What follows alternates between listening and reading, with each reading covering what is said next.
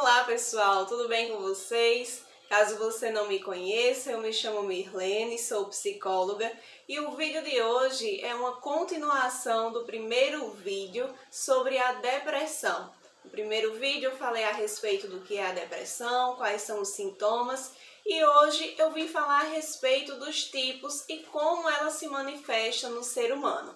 Todas as informações que eu irei passar para vocês, elas foram retiradas desse livro que eu deixei aqui ao lado, que é o Manual Diagnóstico e Estatístico de Transtornos Mentais, que é o DSM-5. Ele é um livro muito importante para os profissionais da área de saúde, onde ele traz todos os tipos de doenças a respeito da nossa mente, né? E também é muito funcional na hora de realizar um diagnóstico para alguém. E desde já eu quero convidar você a se inscrever no canal e acompanhar os próximos conteúdos que eu irei disponibilizar aqui. E caso você queira deixar a sua dúvida, sua sugestão, também pode deixar aqui nos comentários que terei o maior prazer em responder todas as dúvidas que vocês tenham. Então vamos dar início agora para a explicação dos tipos de depressão. E as informações que eu irei passar aqui será de uma forma bem simples e resumida.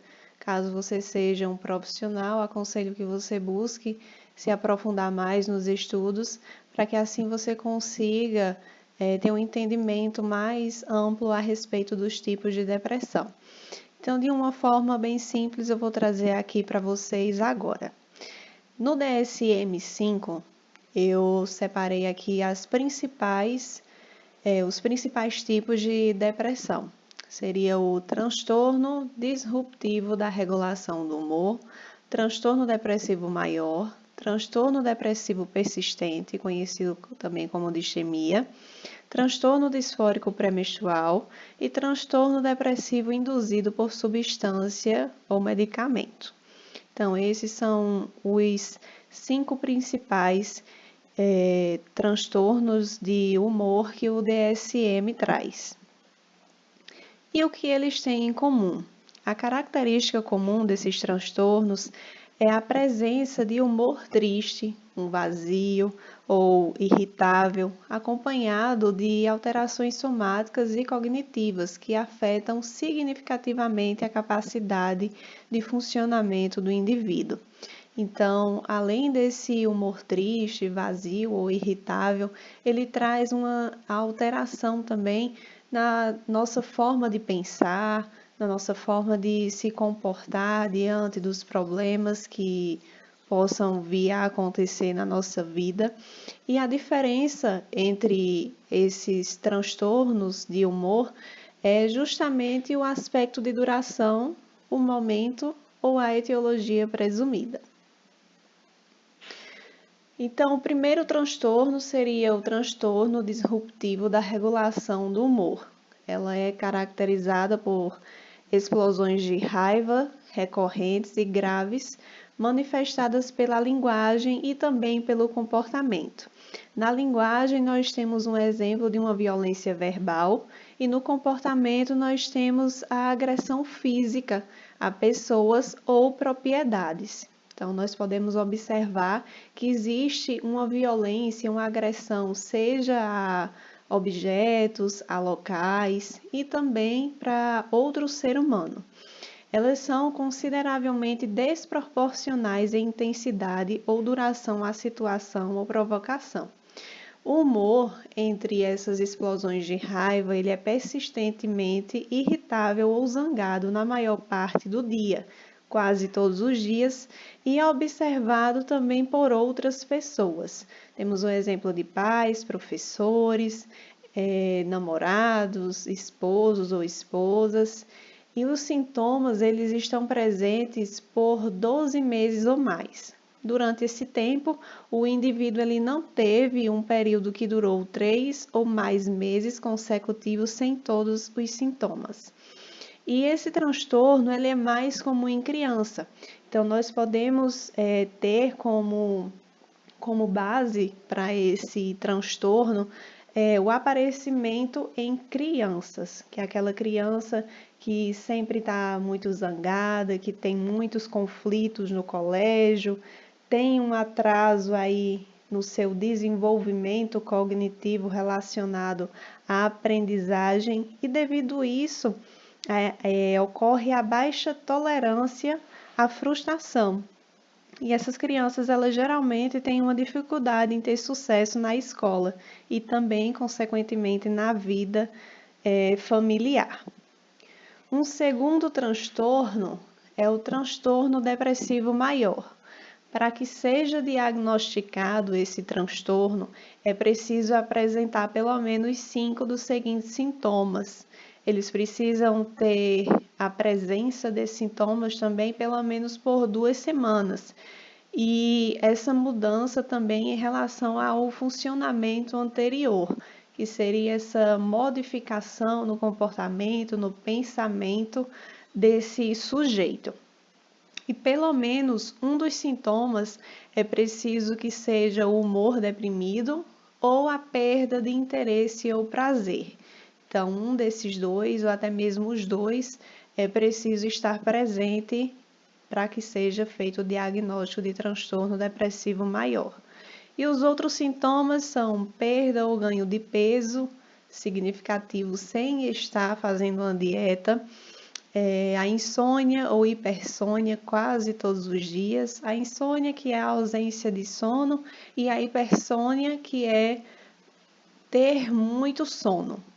É aquela pessoa que sempre quer estar dormindo, sempre busca dormir.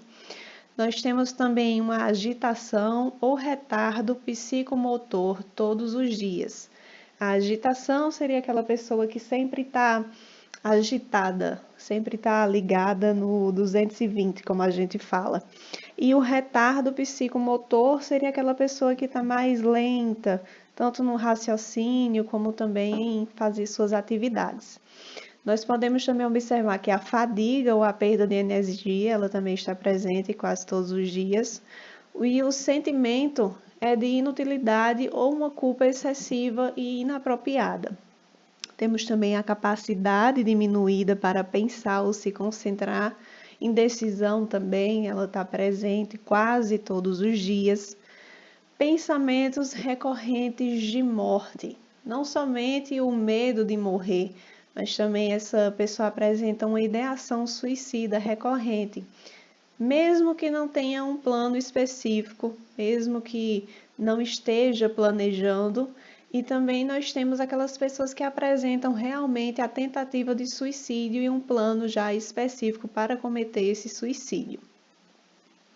Os sintomas dos critérios que eu acabei de passar para o transtorno depressivo maior, eles devem estar presentes quase todos os dias para serem considerados realmente presentes, com exceção de alteração de peso e a ideação suicida. O humor, ele é deprimido, ele deve estar presente na maior parte do dia, além de estar presente quase todos os dias. A insônia ou a fadiga, frequentemente, são a queixa principal apresentada. E esse transtorno, ele pode afetar qualquer idade. Porém, foi feita uma pesquisa nos Estados Unidos que a prevalência em indivíduos de 18 a 19 anos é 3 vezes maior do que a prevalência em indivíduos acima de 60 anos. E pessoas do sexo feminino experimentam índices de 1,5 a 3 vezes mais altos do que as do sexo masculino. E se dá início no período da adolescência. Então, com essas informações, nós podemos observar que as mulheres elas são mais suscetíveis a apresentar esse tipo de transtorno. O transtorno depressivo persistente, que significa a distemia, né? Ela é chamada como distemia. Os sintomas são humor deprimido na maior parte do dia e na maioria dos dias, indicado por relato subjetivo ou por observação feita por outras pessoas, pelo período mínimo de 2 anos. Para que seja feito o diagnóstico desse transtorno, que a pessoa apresenta esse transtorno, ela precisa estar com pelo menos um período mínimo de 2 anos de prevalência desses sintomas. Porém, em crianças e adolescentes, o humor ele pode ser irritável e com duração mínima de 1 ano. Outros sintomas comuns é o apetite diminuído ou alimentação em excesso, insônia ou hipersônia, baixa energia ou fadiga, baixa autoestima, concentração pobre ou dificuldade de tomar decisões, sentimentos de desesperança. Outro transtorno é o disfórico pré-menstrual. Ela se apresenta na maioria dos ciclos menstruais.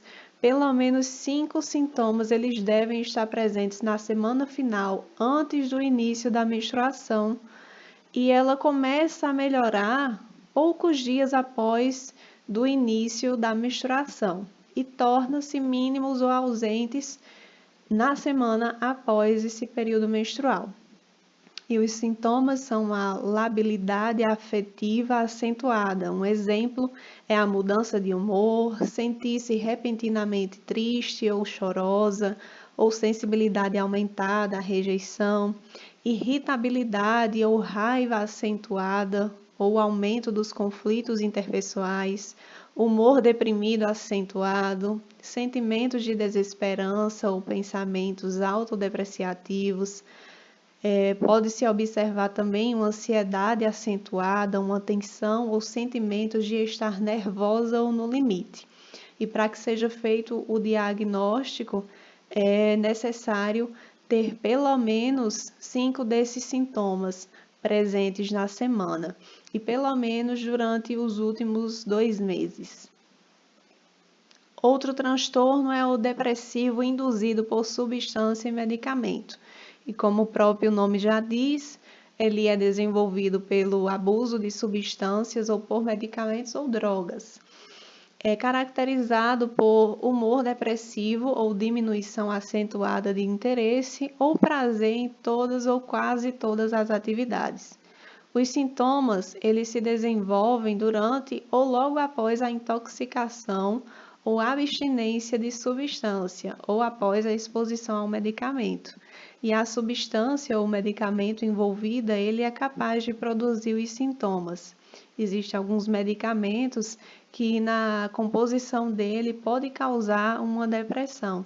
Então é importante que você esteja atento à medicação que você esteja tomando para que possa ser detectado esses sintomas em você, caso esteja apresentando algum deles. E se você gostou desse vídeo, curte aqui e compartilha com alguém para que esse conhecimento ele possa se espalhar para mais pessoas. Então até o próximo vídeo, um grande beijo para você, tchau!